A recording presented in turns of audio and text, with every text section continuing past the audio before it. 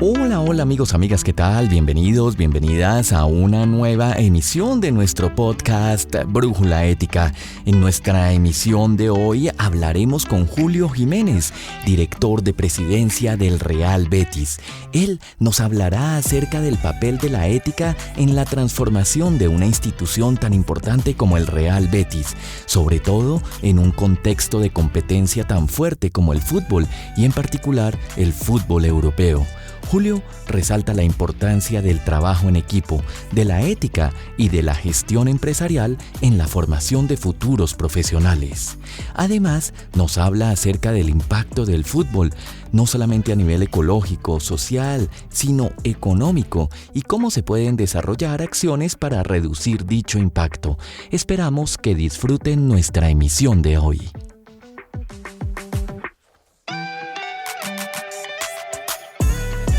Bienvenidos a un nuevo episodio de Brújula Ética, el podcast donde hablamos de liderazgo con propósito. Hoy tenemos como invitado a Julio Jiménez, director de presidencia del Real Betis Balompié. Como director de presidencia es encargado de las áreas de comunicación, digital, atención al bético, protocolo y relaciones institucionales de esta gran entidad deportiva, ¿no? Entiendo que para nuestros oyentes de España no es necesario presentarla. Espero que nuestros oyentes colombianos también conozcan al Real Betis Balompié, sobre todo ahora que el club cuenta con futbolistas cafeteros como Nelson de Osa o el Cucho Hernández. Julio es directivo de este club deportivo que en los últimos años se ha profesionalizado enormemente y que ha sido capaz además de transformar esa profesionalización en éxitos deportivos. También es profesor de nuestra universidad, de la Universidad Loyola, donde comparte su experiencia y su conocimiento con los alumnos de máster. Y lo primero, Julio, pues es darte las gracias por unirte a nosotros, ser nuestro invitado en este episodio de Brújula Ética. Y lo primero que te voy a pedir es que te presentes brevemente para que nuestros oyentes pues, te conozcan un poco mejor. Gracias a vosotros, Joaquín, por la invitación. Bueno, como bien has dicho, soy Julio Jiménez Heras, soy español, nacido en Sevilla en 1976. Mi formación es de periodista, hice la carrera de periodismo en la Universidad de Sevilla.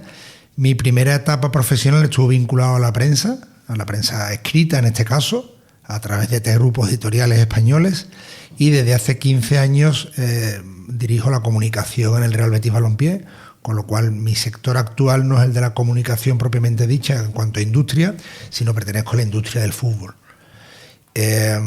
Durante todos estos años, como bien decías, el club ha tenido una transformación muy importante, paralela a la propia transformación de la industria, como se ha avanzado la Liga Española o la competición europea UEFA a través de unas normas, y después lo hablaremos, con un importante componente ético en un negocio que mueve miles de millones de euros, ¿no? Y ese elemento ético ha sido muy importante en la transformación del Betis. Pues vamos a hablar primero, antes de entrar en materia un poquito más sobre ti.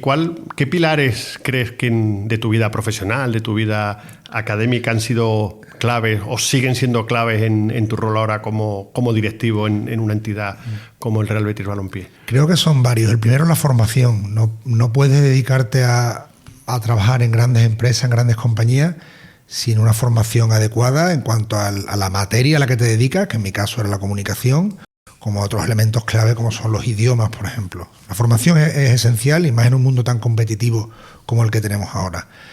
El segundo es la capacidad de trabajo.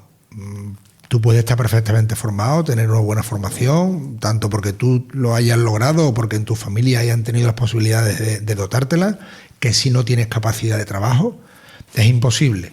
Repito, en un mundo tan competitivo como este, no se puede ir por el mundo empresarial dando lo mínimo. Y la tercera, que creo que es casi tan importante como las anteriores, es el trabajo en equipo.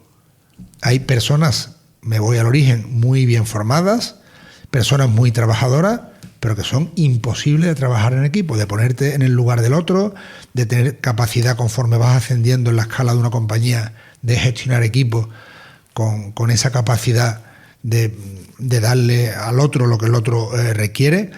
Y tú también lo habrás visto en la empresa, gente muy válida, pero que por la razón que sea no es capaz de trabajar en equipo, y se le suelen buscar puestos ad hoc. oye, pues fulanito es muy bueno, pero vamos a... Entonces es complicado, es complicado. Y yo creo que esos son los tres elementos que a mí me han funcionado y que intento transmitir a los alumnos aquí en Loyola. Uh-huh. Y en esa formación que has mencionado como primero de los pilares, ¿en algún momento aparece la ética?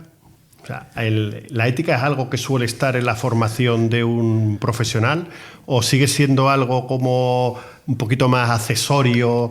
Yo creo que en la formación reglada actual en España, al menos en la universidad pública, no lo está suficientemente. Quizá la gente de mi generación, ese componente ético lo hemos tenido más en casa, por supuesto, que es la primera escuela, y las personas que tenemos una relación muy directa con la fe, pues a través de la Iglesia y de nuestra formación religiosa. Sí me alegra mucho que en las universidades de la Compañía de Jesús, concretamente en Loyola, el componente ético es muy importante en la formación y así se lo transmitimos a los alumnos. Pero yo creo que en nuestra educación reglada hay dos componentes que faltan. Uno es la ética y otro es la formación económica en las carreras que no están relacionadas directamente con el mundo empresarial o de la administración de compañía. En el periodismo, por ejemplo, hay profesionales que llegan al mundo profesional ya con su carrera y con toda su formación que son absolutamente ignorantes en materia económica o en materia de gestión empresarial. Y creo que esos dos elementos son un debe que tenemos en la formación actual, la ética y la formación económica. Uh-huh. Y sin embargo, a pesar de esta carencia, nos decías al principio, y así ya entramos en materia, que la ética está muy presente en vuestro día a día, en una industria como la del fútbol, que aparentemente pueda parecer porque lo importante es que los futbolistas jueguen bien y que metan goles, que el equipo gane, y sin embargo la ética está muy presente, ¿no? Gracias a Dios creo que está presente en todos los ámbitos empresariales, en todos los ámbitos profesionales, en la administración pública o en la empresa privada. Creo que hemos avanzado muchísimo, en parte por convencimiento y en parte también de forma imperativa. Los elementos de compliance, de buen gobierno, de gestión en las empresas, tanto para el que quería como para el que no quería, son elementos que forman parte de nuestro día a día, en general. En nuestro mundo del deporte de élite, aún más. Estamos hablando de un negocio que pone encima de la mesa muchísimo dinero, mueve muchísimo dinero de las industrias que del entretenimiento, sin duda, de las que más dinero mueve, con una materia prima no siempre fácil, que son chavales en torno a los 20, 25 años o hasta los 30, que en muchos casos no traen una formación de base. Gracias a Dios eso está mejorando muchísimo, y con unos dirigentes que también requieren una formación y una experiencia que anteriormente es cierto que en muchísimos casos no la veíamos, y tenemos ejemplos de dirigentes y presidentes de fútbol de otras épocas que el espectáculo que daban era realmente todo lo opuesto a lo que el fútbol tiene que ser. Esos elementos de los que nos hemos dotado están funcionando muy bien, pero el elemento interno, que no es coercitivo ni es imperativo, sino el que tienes tú, parte de un convencimiento, y en el caso del Betis, de las personas que lo dirigen. Y el elemento ético es muy importante.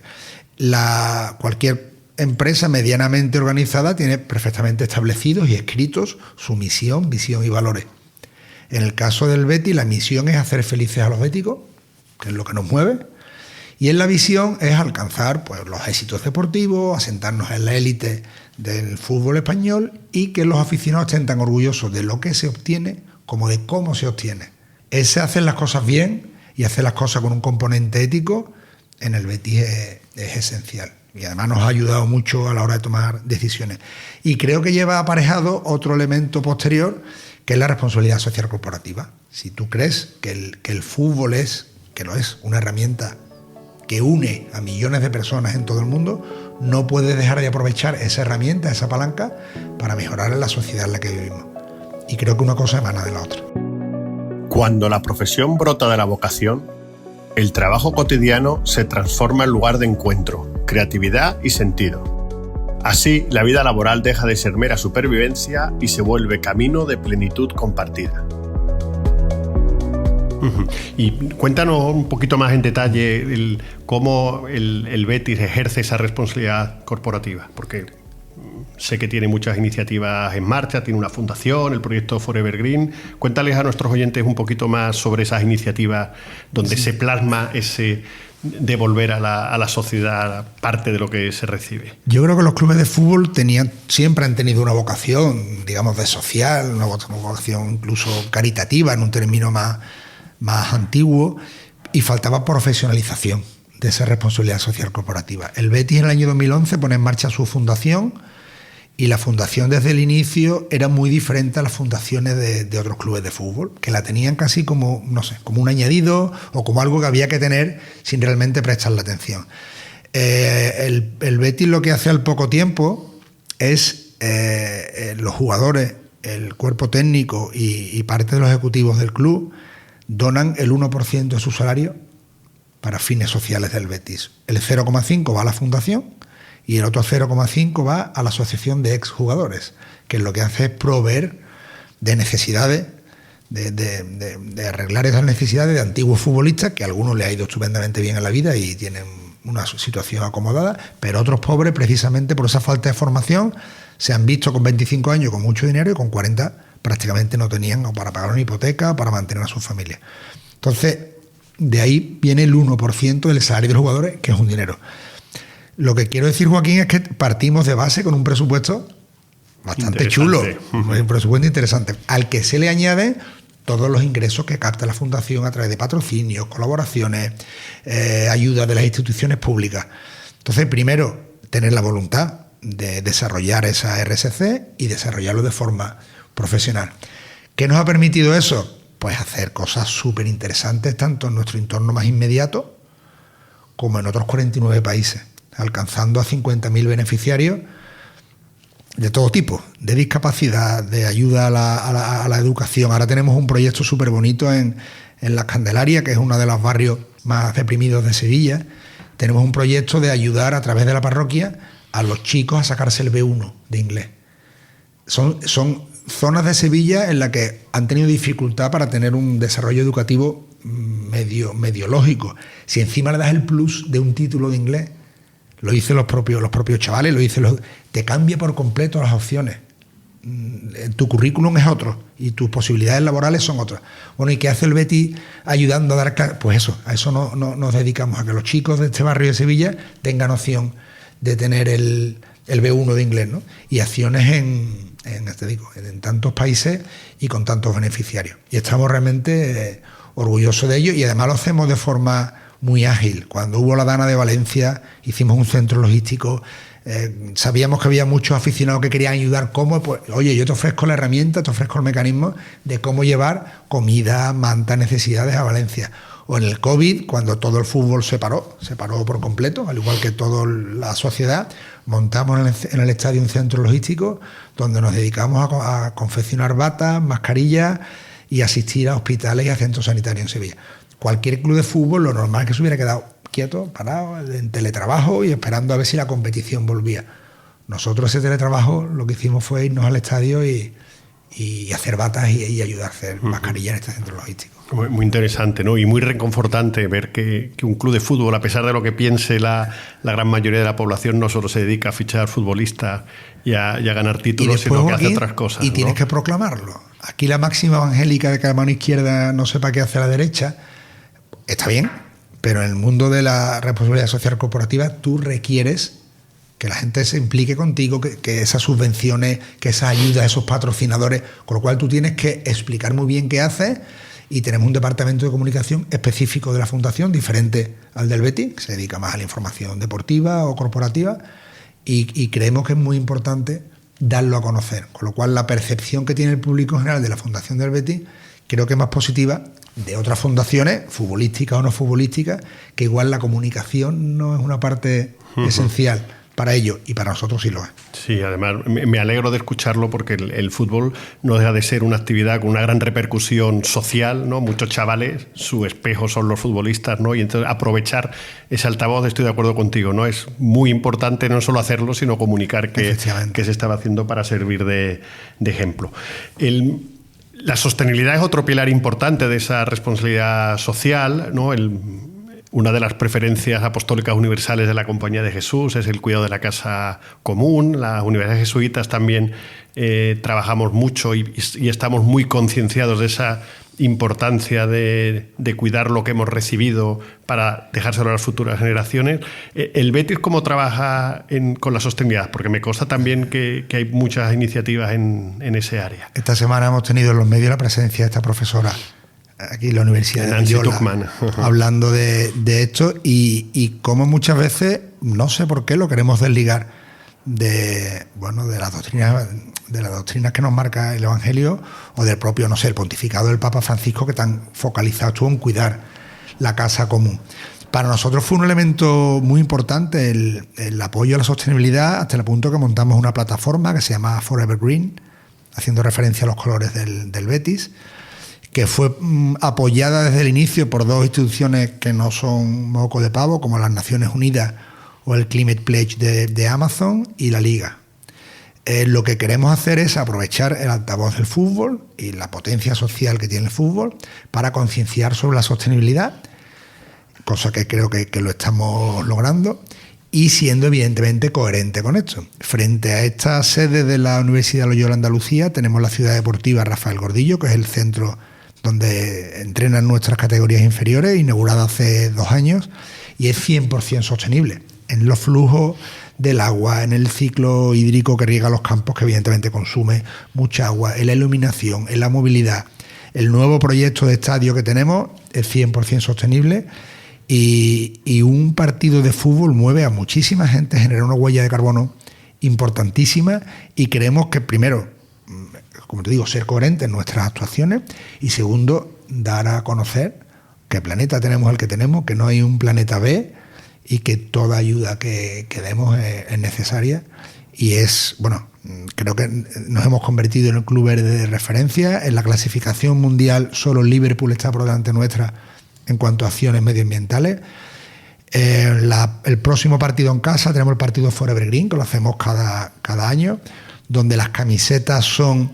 ha habido años que la hemos hecho con algas que están en el mar y ensucian el mar y perjudican la vida de los peces, y vamos haciendo siempre acciones diferentes de concienciación, por supuesto recogida de residuos, y no solo ha tenido mucho eco en el mundo del fútbol, sino que a nivel de patrocinios hay muchas empresas que quizás no estarían interesadas en su target en estar en el fútbol, pero en la sostenibilidad sí.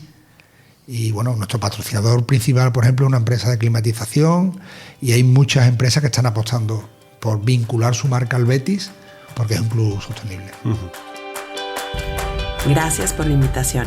Soy Claudia Ibarra Baidón, directora del Departamento de Economía, Administración y Mercadología en la Escuela de Negocios del ITESO. Hoy quiero compartir 3 puntos sobre cómo integro en mi vida profesional y personal la idea de vocación. Primero, compartir que para mí la vocación es un servicio. Son tus talentos y dones no solo al servicio de tu vida, sino de la vida de los demás. La vocación para mí es donde se une la oportunidad para mejorar tu vida y la de otros, y no solo que la vocación ronde en metas personales. Otro punto muy importante me parece que es la coherencia entre la vida personal y profesional. Esto quiere decir tomar decisiones alineadas a nuestros valores, descubrir nuestros valores y ser íntegra al seguirlos. Es decir, que nos guíen aun cuando nadie nos ve. Y finalmente, un tercer punto para mí importante en torno a la vocación y a cómo vivirla es el sentido y el propósito. Recordar que todo lo que hacemos tiene un impacto y que nuestra vocación finalmente nos llevará a la satisfacción y al gozo por la vida cuando construimos algo más grande que nosotros mismos y servimos más allá de nuestro propio querer o interés.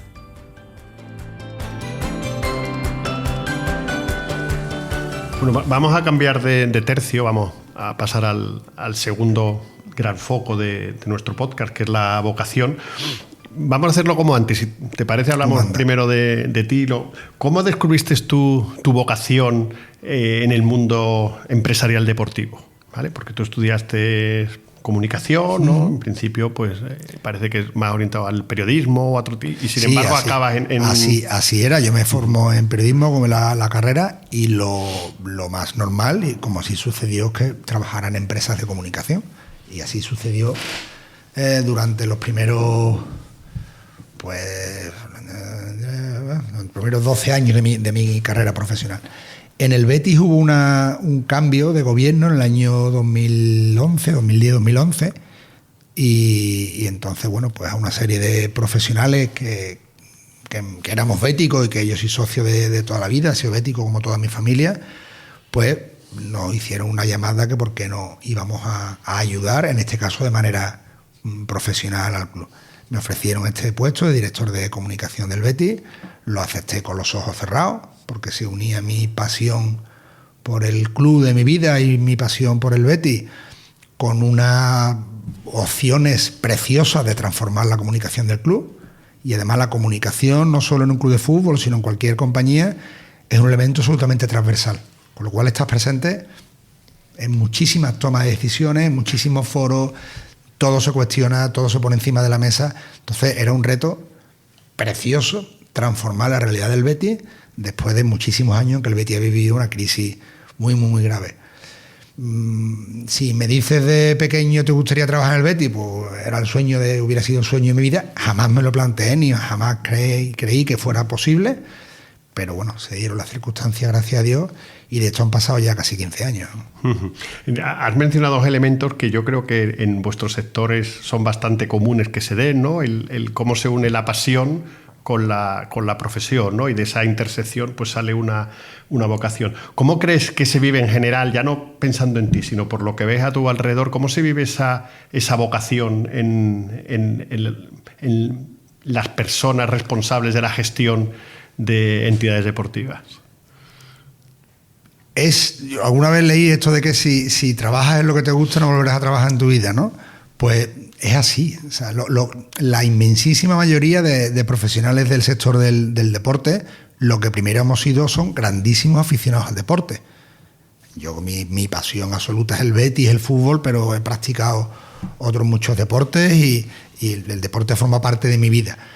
Cuando esa pasión que tú tienes se convierte en tu profesión y te levantas todos los días para ir a trabajar en esta industria, y cuando acaba el mes te pagan por ello, es la ecuación perfecta. Y ojalá todo el mundo pudiera tener esa unión entre vocación, pasión y trabajo. Pero es muy difícil. Yo he trabajado en otros momentos de mi vida, en otras empresas, donde en determinados momentos yo no tenía esa pasión por levantarme y ir a trabajar todos los días. Y a todos los profesionales nos ha pasado.